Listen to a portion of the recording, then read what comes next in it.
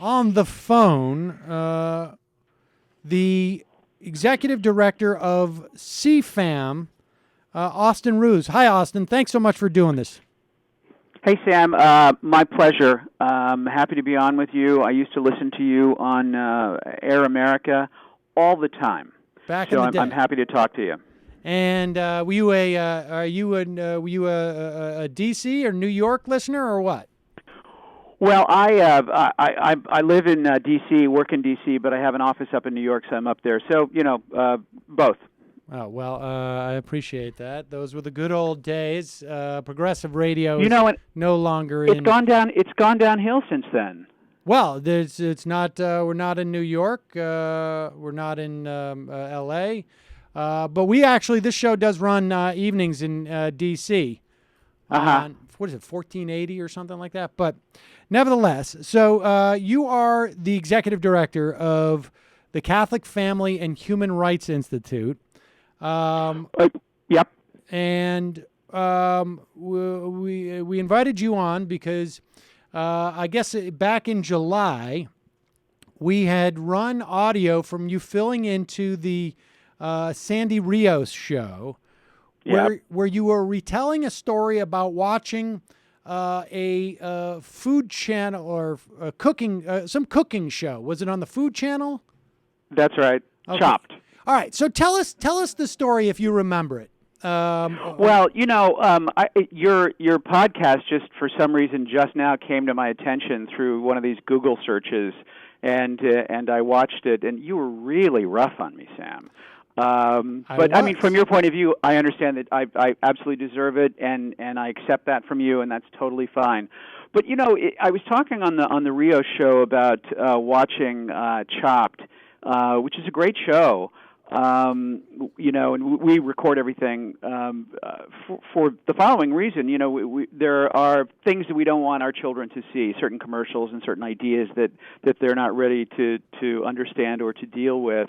And so we were watching Chopped, and they do a lot of backstories of the people that are competing on Chopped. And one of them was this female chef, and bang, they did this hard break right to her with an arm around her wife, which a term I don't accept in that situation, and started talking about her wife. And my daughter turned to me and said, "Did she say wife?" And so and then Lucy said that Lucy said I think that she said life or something like that. And so we skipped right over it. But the point is that your daughter, you have an 8-year-old daughter. I think you said it was right. Yeah, Lucy's 8. Yeah, I have an 8-year-old daughter myself. Yes. So are there some things that you don't want her to know yet? Yeah, there are. I mean, I try and I guess shield her from sort of like I wasn't. Guys like I me. didn't run to tell her about Sandy Hook or something like that. I mean, okay. Because I don't want her to feel unsafe at school. I mean, they hear about it a little bit, but I'm not gonna. In situations like that, I try and prevent her from because anything that would make her feel insecure. Yeah.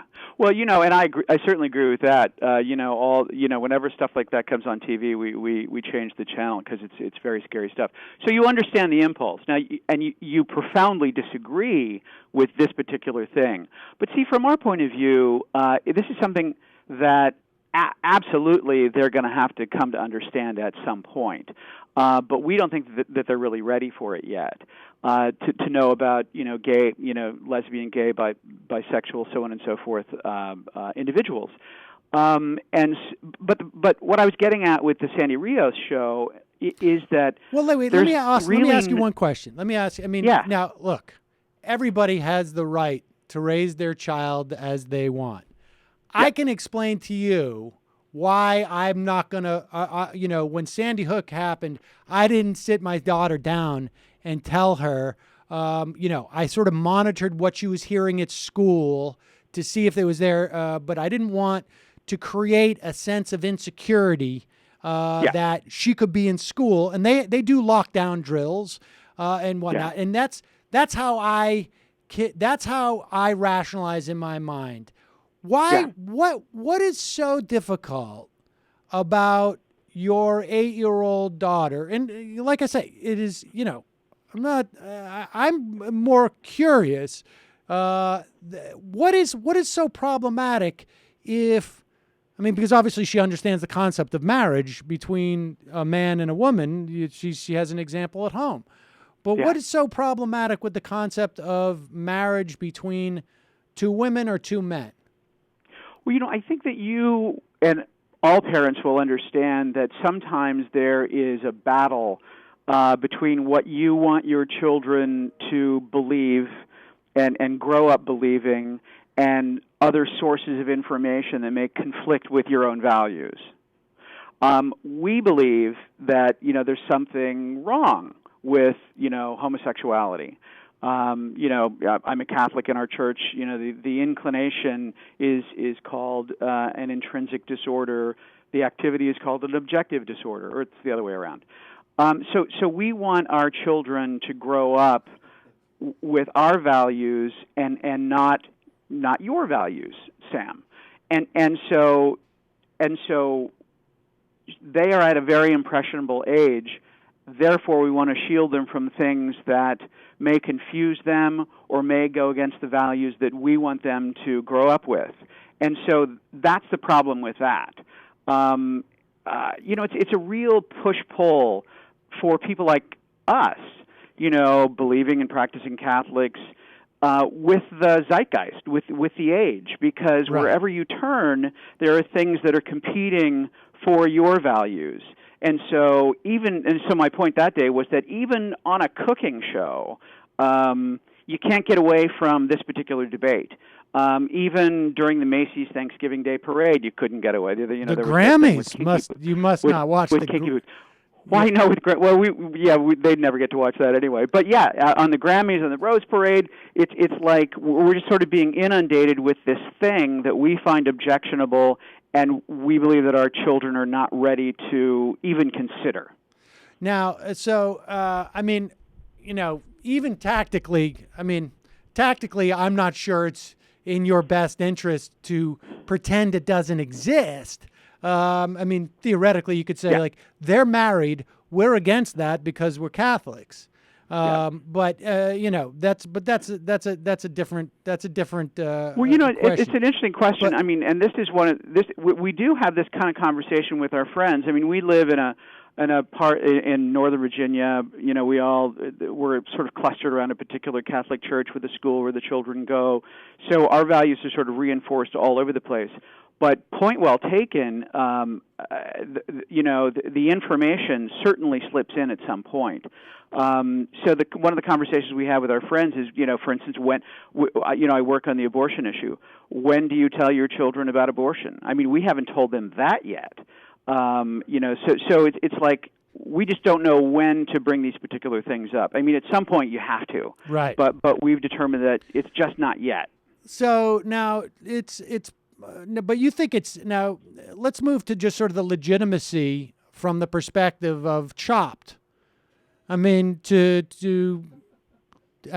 obviously Chopped. It must be somewhat heartbreaking for you to find out that Chopped doesn't have the same values that you have, and you either have to scream. I'm sorry, you cut out there. Doesn't have the what I have? The same values that you have. Well, I am utterly indifferent to whether somebody who makes television doesn't have my values. I'm well aware that the host of Chopped was one of the guys on Queer Eye for the Straight Guy. You mean he was gay? Yeah. Okay. But it just sounded like you didn't want to say the word. That's all. It just sounded like you didn't want to say the word. No, I was actually trying to think of his name, and I'm embarrassed that I can't think of his name. But anyway, so no, it's not surprising at all that the people in the media don't have my values. Now, we just live with that. How do you? Has your daughter ever said hey, what's this gay guy doing hosting a show? Is it like do you have a problem with your daughter realizing that gay people are allowed to be, sort of on Queer Eye for the Straight Eye? Straight. Well, no, of course not. And it's just none of my business what his personal life is. Well, why is it? Well, wait a second. And that guy's really, I got to say, that guy's really wonderful. But Austin, let's get to this point here. Very entertaining. What is problematic? And he doesn't talk about that stuff. But what is problematic with? What is problematic with gay people marrying? With gay people marrying? Yeah. Well, I know you're Catholic. I know you're Catholic, but I'm talking about without just sort of saying, well, I have this belief system. I'm just curious, like, is there anything other than you just, will you check off this box, gays shouldn't get married, or do you actually have like a reason why they shouldn't get married? Well, if you determine that marriage is no longer, reserved to a man and a woman for the purposes of, begetting and raising children, even though there are some exceptions to that, then you redefine marriage for everybody. I think it's in Spain they have redefined marriage. Do you feel that marriage, and children in what's do you feel that? Marriage was redefined when women were no longer the chattel of their husbands? Well, I honestly don't know about that, but in the you know what I mean States, by that, and, though, right? And like elsewhere. As of hold on, when you say define, I actually don't know what you mean. Well, let me just explain it so you get a better sense. Forgive me. I know what you mean, but I don't know that this really has a great bearing on exactly what we're talking about now. Well, but you're suggesting that in redefining marriage, that when you allow a gay person to marry another person that they are in love with, that it redefines marriage for everyone. And so that's right. About, I think as late as probably 30 or 40 years ago, there were still many states in this country, and of course this is a very traditional view of marriage, that the woman is actually the property, the wife is actually the property of the man. You say 30 years ago in the United States? I think as late as the 1980s, there were still laws Sam, on the books. I challenge you on that. Well, how far back do you think it was? Oh, the 16th century, the 17th century. Oh, no. In the United States of America, well into the 1900s. And I think it was probably the last state. I challenge you on that. Okay. Well, all right. But let me ask you a question, wait a second. Hold on. Wait. Let me finish this point because let's assume, for the sake of argument, that I'm correct. Okay. I'm just for the sake of argument. If it is the case that as late as 1980 or 1970, when that's an era when we were both alive, I think, that. It was the case that in at least a couple of states in this country, and I would say as late as probably the 1930s, probably every state in the country, virtually every state in the country, the laws on the books were that the wife was literally the property of the husband insofar as she was treated legally. Once that changed, did that redefine marriage for everybody? Or No, it didn't. And I'll tell you why. Okay. Because marriage was still between a man and a woman. There is the government, which is what we're talking about, doesn't give a rat's patootie about your relation to not your relationship, but a guy's relationship with another guy, because they can't have kids. The government is concerned about marriage primarily because it is within marriage that children happen, and the government recognizes that the best place for children is within a marriage between a man and a woman. Or, that is to say, a child actually has a right to the married love of his or her mother and father. Anything else puts the child in wait a second. Why do you say that? Why do you say that the government is only interested in marriage for the sake of having a child? Because if that was the case, wouldn't you have to at least there'd be some pro forma box you got to check off when you get that marriage license? Do you agree to procreate? Well, no. I mean, the government doesn't require procreation, but the government recognizes that it is within that union that a child has the greatest chance of success. But if what you were saying, if that was the government's only and primary interest in marriage, then people over the age of 50 would not be able to get married, let's say, men and women? Well, I mean, because they can't create. The answer to that is that doesn't change the fact that it is within that union that children have the best chance of success in life. Anything else, a single mother, divorce, studies show that children in those unions or lack of unions well, then shouldn't you be in favor of... Have a lower educational level, Shouldn't you be in favor, if that's the logic, shouldn't you be in favor of 2 men or 2 women being able to raise a child? Where there's 2 parents? I'm sorry, you cut out again. Say that again. If that was the case, wouldn't you be in favor of 2-parent households? Man, woman, woman? Oh, of a polygamous household? No, you're saying that a child has the best chance for success, not when they're with a single parent, but when they're in a household with 2 parents. A household of their mother and father. Well, you don't really have any data on father and father, do you, or mother and mother? I would bet that to the extent that there is a delta between man and women households versus single man or single woman household raising kids, that it's better with 2 parents.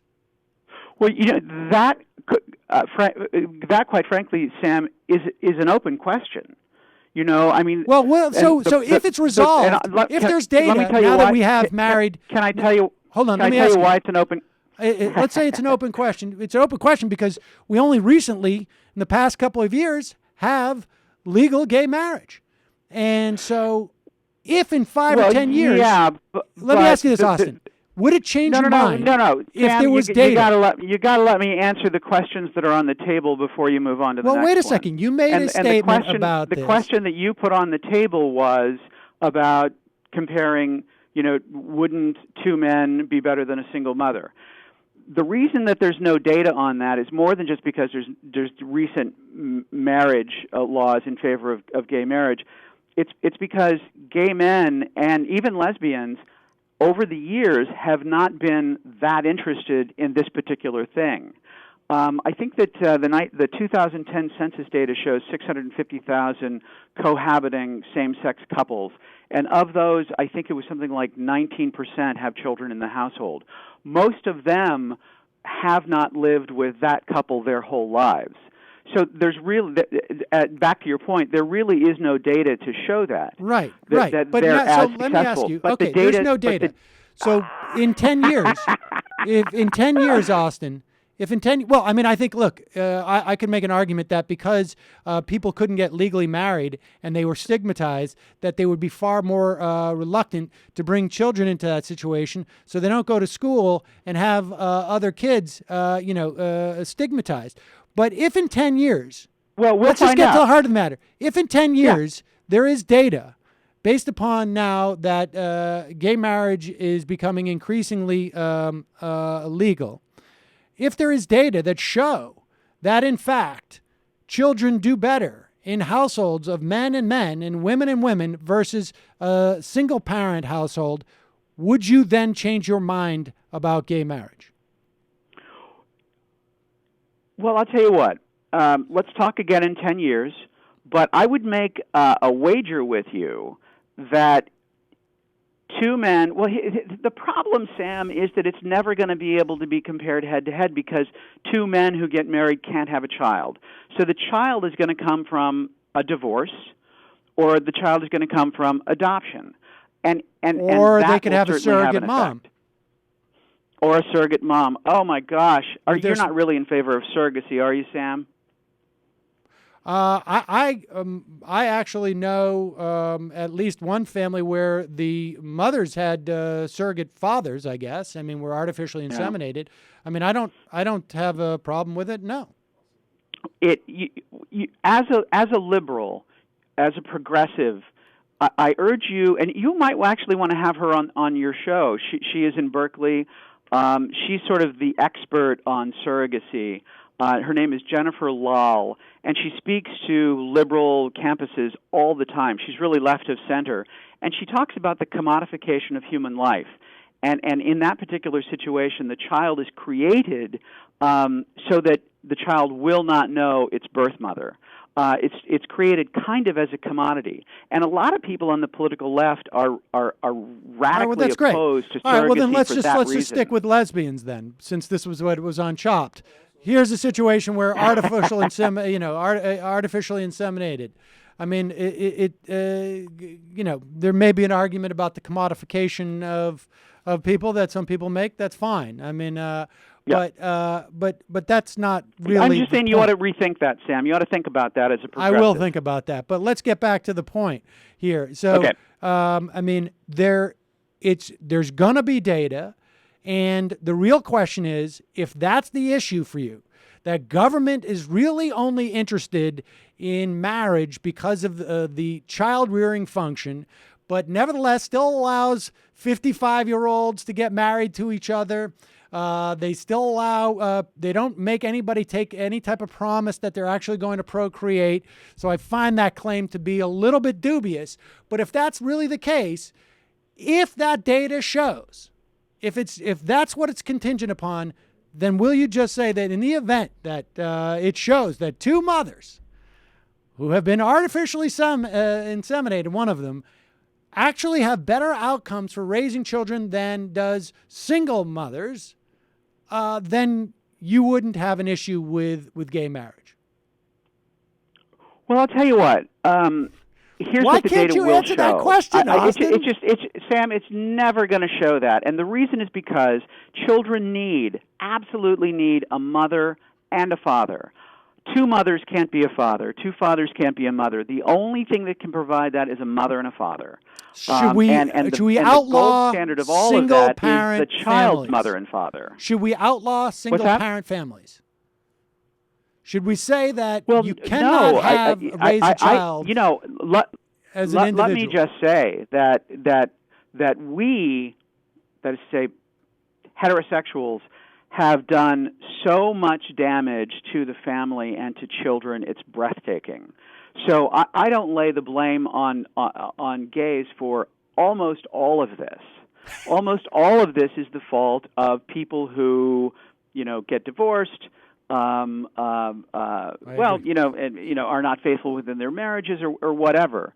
Most of this has been caused by us and not by gays. There's no question. But that doesn't mean that gays can marry or should marry, or even when the state says they're married, they're even married. But we still. What was so funny about that? Who's laughing back there? Well, it's funny. I think there's a lot of people laughing because you're I'm glad to be the subject of mirth for you guys. No. I think it's just that the argument is there's a real sense here, Austin, that you're just not being forthcoming in some way because when you tell me that this is really a question of raising children, and even I put the hypothetical. I mean, look, it may never come to pass. It's just not going to happen. It may never. I'm not going to answer your hypothetical because it will never happen, Sam. It will never happen. What won't happen? The gold standard for children is a mother and a father. Anything less is harmful to the child. So should we outlaw?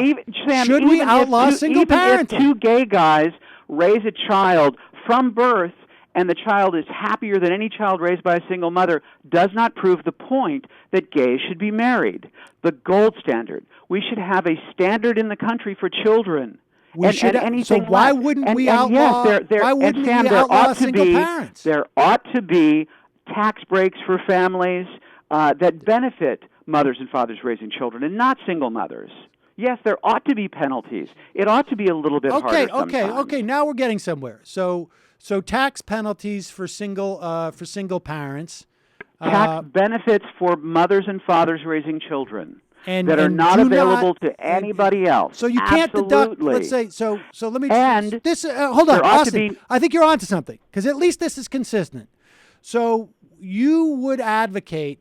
Let's say you can't have the same amount of deductions with children if you're a single parent that you could if you were married, and And why not just say, okay, you don't get the tax breaks as if you're married I mean, I guess it's not so much that gay marriage should be illegal. It shouldn't have the same tax benefits as a family with kids, which would be. No. I mean, I wouldn't use the term illegal, but I think that gay marriage should not be allowed. And I do think that there ought to be tax breaks for families raising children. But not single parents.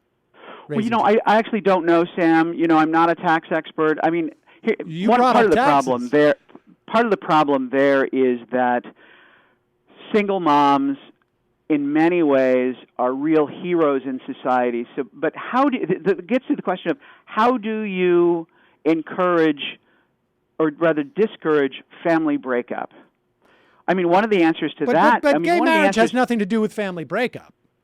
But you're talking about single moms. I mean, one of the ways that you the reason why I'm talking about single moms is because you made the claim that government's interested in marriage because of the child rearing, and there's really no evidence of that.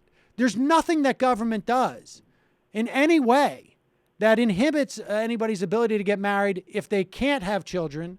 There's nothing that government does that says you must have children, or you must at least make a good faith pledge to have children. The government is There's not. No evidence. When I was There's no Sam, when I was when I was single and dating, when you were single and dating, the government didn't give a rat's ass about you and your girlfriend.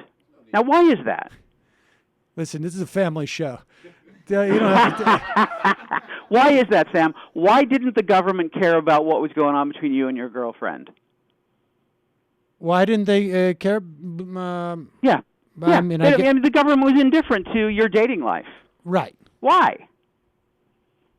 Well, I mean, maybe they just weren't aware of how exciting it was. You mean you're saying, why didn't I get tax breaks? I mean, what? No, I mean, the government was totally indifferent.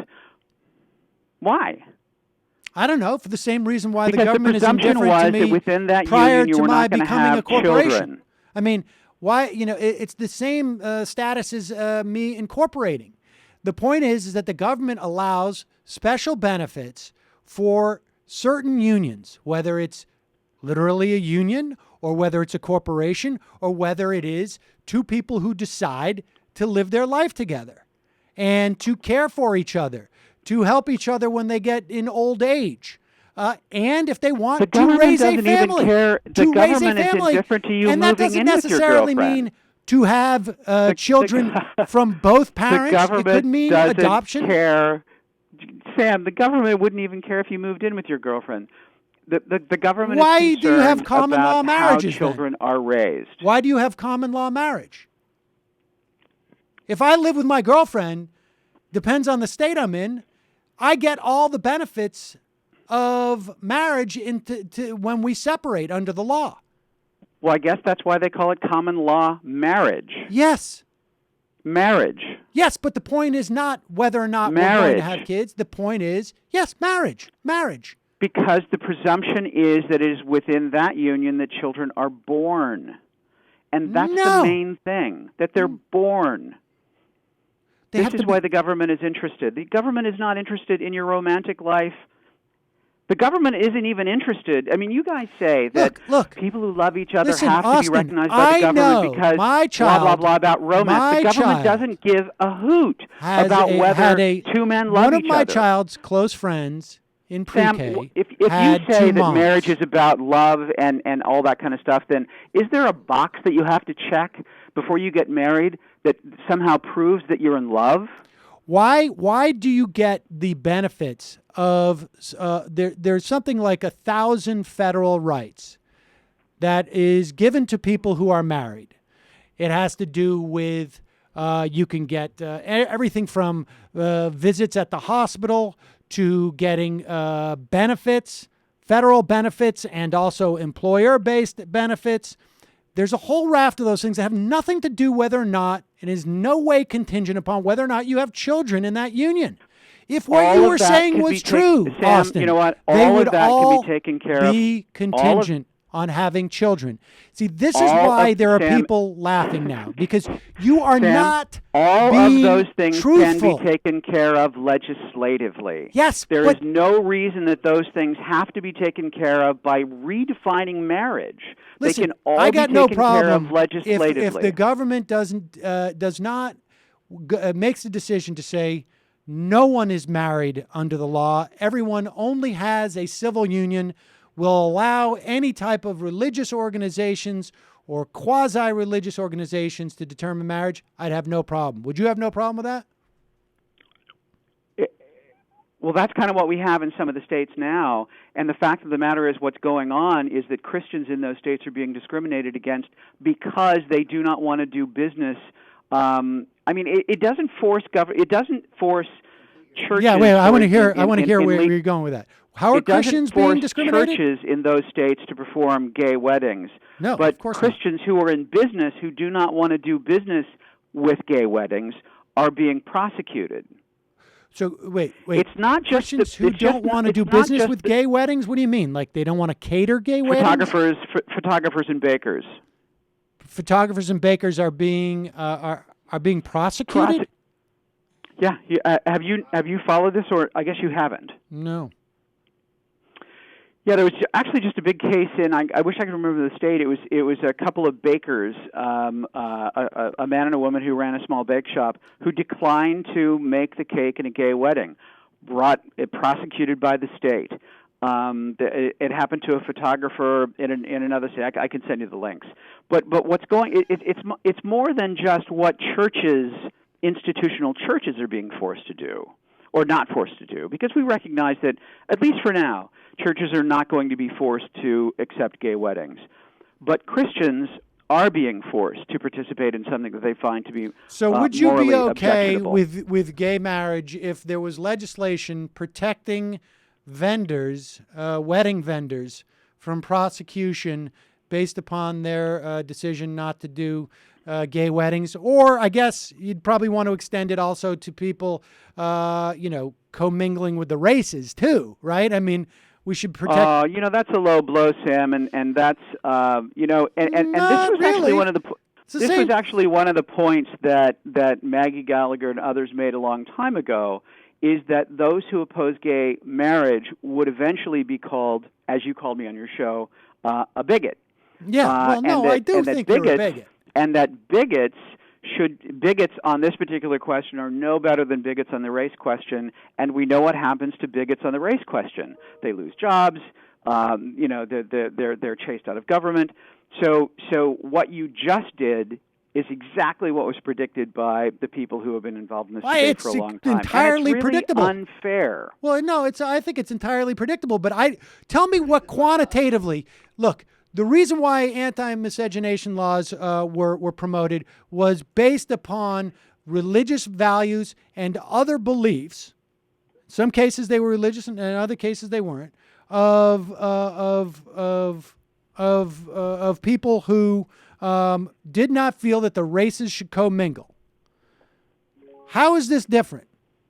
Well, the Catholic Church and most of the religious community were, as a matter of fact, marching in front of all of those marches. Well, I'm not saying that the Catholic Church. I'm not saying the Catholic Church. So when you say the churches were in favor I'm not saying of the Catholic discrimination Church against African Americans, there were other religions that had a problem with it. I'm not saying the Catholic Church did, but you're not saying are you kidding me? Dr. Martin Luther King was a pastor.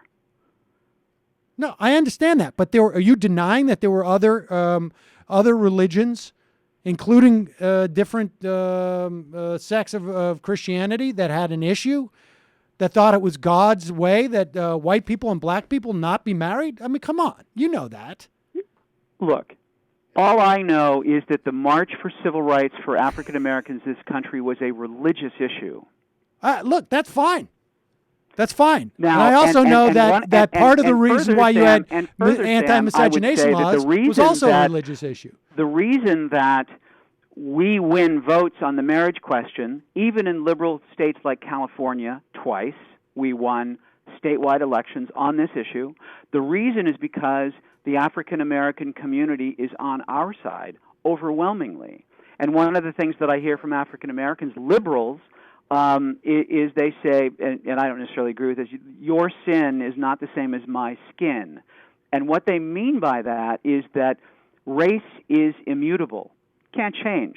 There is no scientific evidence that same-sex attraction is genetic. I see. So that's the point, is that you think that this is a choice, not... Well, you know what? I wouldn't. I should have probably asked you that earlier. Far. It just didn't occur to me that someone still believes that, to be honest with you. But no, you put words in my mouth, Sam. I didn't say choice. Now, it could be a lack of choice in that it is... there could be things that are beyond your control that aren't genetic that predispose you to same-sex attraction such that it's not a choice. The way that people are raised. Is that what you're saying? Well, yeah, I don't know. You know, I'm not an expert on that, but there is absolutely well, there could be, but probably not. No, Sam, there's no evidence that same-sex attraction is genetic. Okay. Therefore, it's not immutable. And what we know from science is that it's remarkably flexible. You know, same-sex attraction can ebb and flow in a particular person's life. You know, things can change over time. There's a recent study that was reported. All right. Well, wait a second. Okay. I honestly, it's not going to help your case to argue that we can send people to Exodus. And all right, but look, we don't have too much time. I'm not talking about that. All right. I'm not talking about that. What I'm talking there was a recent study in the Archives of Sexual Behavior that examined data and these people are your friends, not mine. That 80% of adolescent boys who announced that they were gay, by the time they were in their mid-20s, were no longer saying that they were gay. Well, that 20% is probably the 20% that want to get married. The point being that this whole thing... But let me ask you a question. This whole thing is remarkably plastic. It changes. It's not immutable. That's the point. Not for that 20%. A person can't be, you know, I'm a little bit African American when I'm 15, and when I'm, 37, I'm, a little bit less African American. But this does happen in the area of same-sex attraction. And so therefore, you think that there are no people who are gay for whom it's immutable. No, you're putting words in my mouth again. I'm just saying that it's remarkably flexible and plastic. For every single person who identifies as gay. You compared this to African Americans, and I compared it to discrimination. Immutability, I compared it to other historical discrimination. That's all. I compared it to other historical discrimination and the idea that people. I mean, look, we also have laws that say you can't discriminate based on religion. Now, we know that's not immutable, right? You don't have a problem with that. Like those Christians who are being prosecuted for not selling the cakes to the gay wedding, that's not immutable. So why shouldn't we be able to discriminate against them? They're just making a choice to be Christian. Well, that's a very good question, Sam. I don't have an answer for that, except that it's in the Bill of Rights. Right. Okay. Let's go to one more thing. Let me just ask you in general. I went to your mission statement on CFAM. Why do you guys why you do what we do? Let me just ask you this, because I'm obviously not Catholic. And what are you, Sam? I am Jewish. And are you practicing? I am practicing, yes. No kidding. Good for you. Thank you. Are you raising your children in Judaism? Yes. No Christmas trees allowed, and that's not a joke. Yes. No Christmas trees. No Christmas tree allowed in my house. But so seriously, no Christmas trees? Yeah, seriously. That's hilarious. I mean, that's great. Go ahead. So in our mission statement, what did you find? You said why we do what we do, and you have quotes about, as far as the Catholic Church is concerned, the principal focus of her interventions, her being the Catholic Church, in the public arena is the protection and promotion of the dignity of the person, and she is thereby consciously drawing particular attention to principles which are not negotiable. Among these emerge clearly today protection of life, that is, you're against abortion from the first moment of conception, and I guess presumably contraception as well, which I can actually sort of understand, conceptualize that more than being against gay marriage, but let's leave that. Yeah. Recognition and promotion of the natural structure of the family, a union between a man and a woman based on marriage, the protection of rights to educate their children. These principles are not truth of faith, even though they receive light, confirmation of faith. They are inscribed in human nature itself, so they go beyond faith. It's not just a question of Catholicism; it's a question of all human beings. And it's I guess it's a quote from a pope from 2006. What happens when you guys hear the new pope say, you know what, that's not the principle? I mean, I know that the pope still is, obviously that doctrine still stands, but he says that we shouldn't have that as the focus. And it seems to be, because I've just read the entire aspect of why we do what we do from your mission statement, that seems to be the primary principles which your organization functions on. Is it weird? I mean, how do you respond to the Pope? I don't understand Catholicism that much, but when the Pope says it, that, hey, this shouldn't be the primary focus anymore, how do you reconcile that? Well, I don't think that the Pope is in favor of gay marriage or gay adoption. No, I know, but he says this shouldn't be the primary focus of what we do. I don't think that the Church is going to change its teaching on any of these issues. No, I don't think it's changed. It's about focus, though. Well, I also don't think for one second that the Pope disapproves of my work. I'm going to be at the Vatican in next month, and I'll be at the Vatican the month after that, and we work with the Vatican on a daily basis at the United Nations, and they love our work. But, I mean, surely, I'm just saying as a Catholic... Nobody is the point is that nobody is, except those on the left, are interpreting those words the way that you are. I see. The Church isn't even interpreting those words the way you are. So you don't think that the Pope would say that our primary focus should be more on the poor as opposed to these type of issues? The Pope, well, let me give you an example. Since he made those statements, the Pope has spoken. Oh, this is the best example. He gave his annual address to all the Vatican diplomatic corps, and that is not foreign diplomats to the Vatican, but to the nuncios, right. That is to say the representative of the Vatican in the various countries. And he brought these issues up as the most important that they work on. That they work on. So that the Church works on, yeah. And he urged them to continue working on these issues. So that stuff, when you heard that stuff from the Pope, you just basically said there's no... When you... Okay, I'm just asking. Yeah. I'm not. I mean, look. All right. It's your interpretation is just wrong. That is what I'm saying. Okay. And so when you hear this, there was no change at all. I'm just curious. I'm just asking. Look, I don't really have any skin in that game. What you're asking me to do is not what the Church is asking me to do. I'm not asking you to do anything.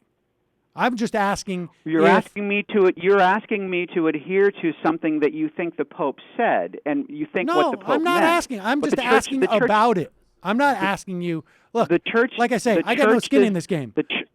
We don't have a Christmas tree in my house. The Church does not interpret that statement the way that you do. That's my answer. Okay, and so, but as a Catholic, when you heard the Pope say those things, your sense was just. Same old, same old. The Church does not interpret that statement the way that you do. Wow, that when I hear that statement, denial type of thing. I was just asking as a Catholic. Well, no, I mean, Sam, when I work, you understand, I work with the Vatican every day. And nobody at the Vatican has called me up, or even in a casual conversation, said, "Yeah, you ought to stop working on these issues." No, I have no doubt. Of course not. That conversation. I'm just curious. That conversation has never happened. That's not the question I was asking you. I was just asking you, when Pope Francis said those things that I'm misinterpreting, Was your response like, same old, same old? My response was, let's keep doing our work. Regardless of what he says. No, because I understand what the church wants me to do. I'm teasing. All right. Well, Austin, I appreciate your coming on. You've been a very good sport about this, and I know you took some shots on me at Twitter, but I can't really. Sam, I got to say, I'm really grateful that you let me goad you on Twitter into an exchange. I'm really grateful, and like I said, I do miss you on the radio. Yes, I know. You're not the only one.